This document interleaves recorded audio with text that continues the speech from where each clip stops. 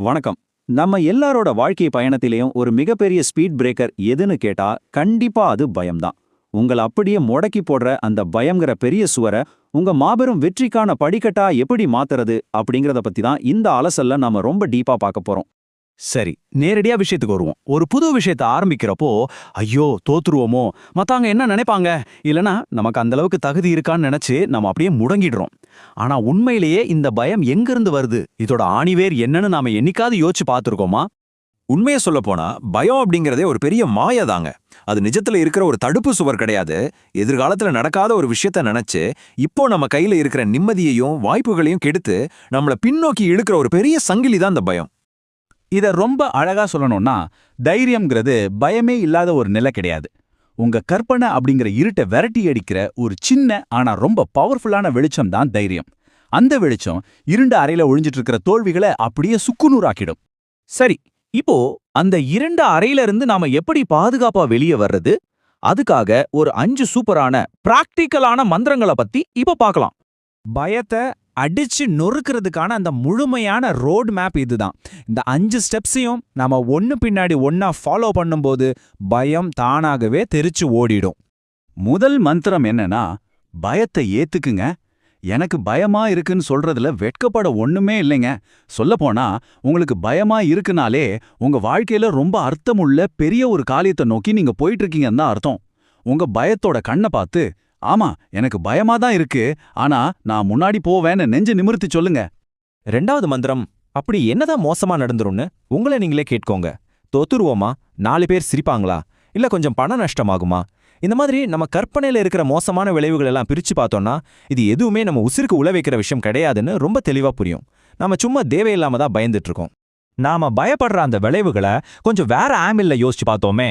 தோல்வி அப்படிங்கிறது ஒரு பாடம். மத்தவங்க பண்ற கிண்டல் எல்லாம் உங்க வளர்ச்சிக்கான உரம். அப்புறம் இழப்புங்கிறது ரொம்பவே மதிப்புமிக்க ஒரு அனுபவம். இப்படி உங்க பார்வையை மாத்தும் போது எந்த ஒரு விஷயமும் உங்களை பயமுறுத்தாது. மூணாவது மந்திரம் என்னன்னா, ஒரு சின்ன அடி எடுத்து வைங்க. ஒரு பெரிய மலையோட உச்சியை பார்த்துட்டு ஐயோ இவ்வளவு தூரம் போணுமான்னு மலைச்சு போய் நிக்கிறத விட உங்க கால்ல இருக்கிற முதல் படியை மட்டும் கவனிங்க. பயத்துக்கான மிகச்சிறந்த மருந்து உடனே செயல்ல இறங்குறது தான். நீங்க ஒரு சின்ன அடி எடுத்து வைக்கிற அந்த மறுகணமே பயம் அதோட பிடியை மெதுவா தளர்த்த ஆரம்பிச்சிடும். இது அப்படியே நம்மள 4வது மந்திரத்துக்கு கூட்டிட்டு போகுது.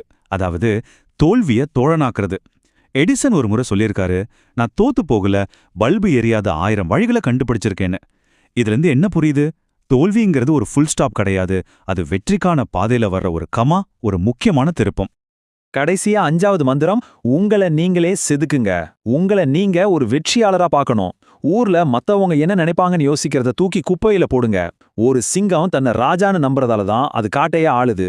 அந்த சிங்கம் மாதிரி உங்களுக்குள்ள இருக்கிற வலிமையை நீங்க உணரும்போது உங்களுக்கு முன்னாடி நிக்கிற தடைகள்லாம் வெறும் காணல் நீரா காணாம போயிடும்.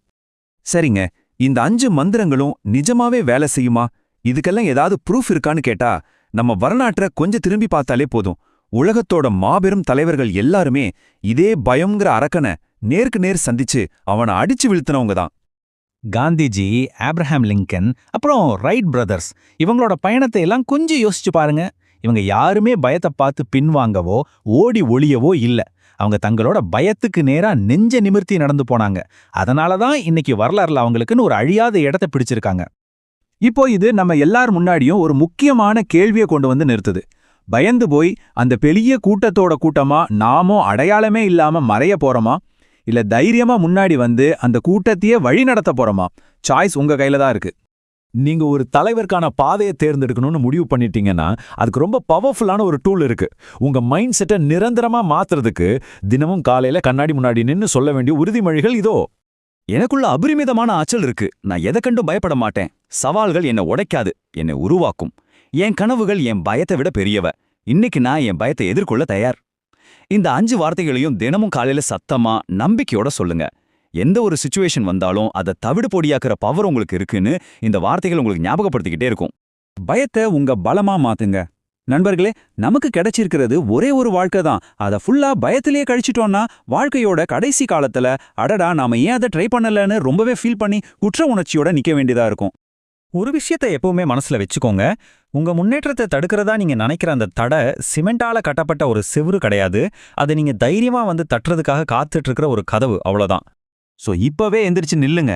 உங்க பயத்தோட கண்ணை பார்த்து நேருக்கு நேரா முறைச்சு பாருங்க.